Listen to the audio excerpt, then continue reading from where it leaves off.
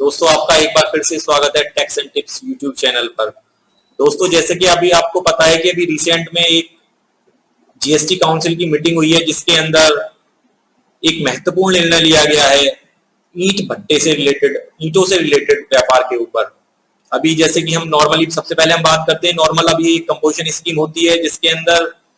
1.5 करोड़ की लिमिट रखी गई है कि 1.5 करोड़ रुपए तक की यदि आपकी कोई टर्नओवर है और आप कंपोजिशन स्कीम में आना चाहते हैं तो आपको जो भी आपका आउटपुट, आपका जो भी प्रोडक्ट है उसके ऊपर आपको 1% जीएसटी देना होता है।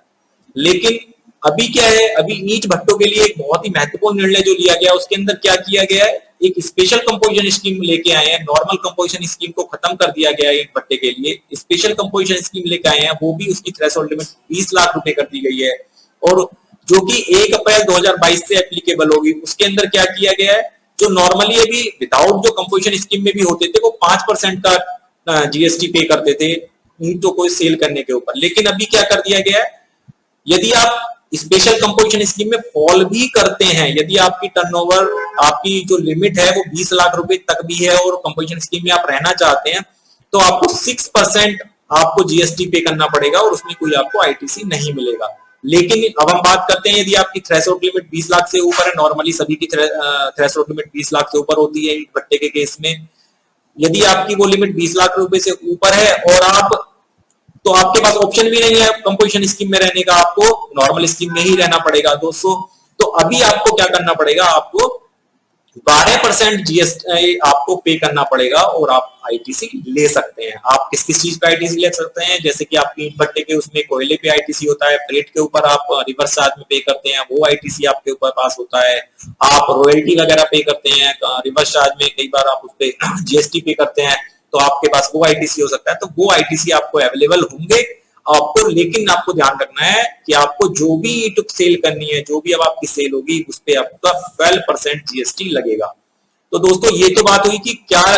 कितना परसेंट जीएसटी लगेगा, हम अब स्पेशल कंपोजिशन स्कीम में आ सकते हैं नहीं आ सकते। स्पेशल कंपोजिशन स्कीम में आने के लिए ध्यान रखना है कि 20 लाख रुपए की थ्रेशोल्ड लिमिट होगी नॉर्मली। अब इसके अंदर जैसा कि मुझे लगता है कि नॉर्मली इसके अंदर अब शायद ही कोई है, क्योंकि यदि मैं ट्रेडर की भी बात करूं, यदि उसकी 20 लाख रुपए की लिमिट है तो ट्रेडर यदि 12% ईंटों के ऊपर जीएसटी पे करके आया होगा तो वो क्यों इसके अंदर जाएगा, वो विदाउट, उसको क्रेडिट भी नहीं मिलेगा और 6% वो एक्स्ट्रा जीएसटी पे करेगा, तो शायद ही कोई इसके अंदर इस लिमिट के अंदर जाएगा, थ्रेशोल्ड लिमिट 20 लाख रुपए के अंदर। तो अब हम एक बार ये मान के चल सकते हैं कि ईंट भट्टे वालों के लिए, जो ईंटों का बिजनेस करते हैं उसके लिए अब ये जो है, अब नॉर्मली आपको 12% जीएसटी अपनी ईंटों के ऊपर देना है।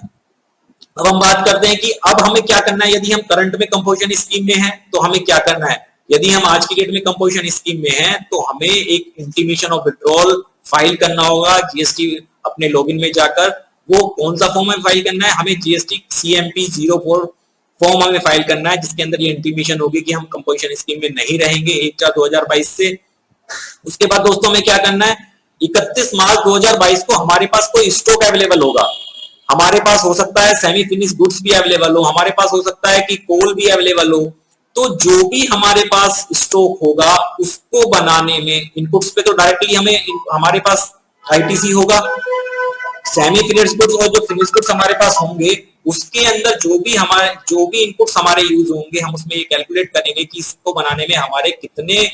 इनपुट्स यूज हुए हैं और इनपुट्स पे प्रोपोर्शनेटली हमारा इनपुट टैक्स क्रेडिट कितना बनता था, तो वो हमें एक कैलकुलेशन करेंगे और उसको हमें जीएसटी की वेबसाइट पे जाके जीएसटी ITC 01 फॉर्म फाइल करना है। दोस्तों याद रखें कि हमें ये फॉर्म दोनों फाइल करने हैं, दोनों फाइल करने के बाद हम 1/4/2022 से इस स्कीम के अंदर हम नहीं रहेंगे, नॉर्मल स्कीम में हमें जाना होगा, 12% ITC 12% जीएसटी हमको पे करना होगा।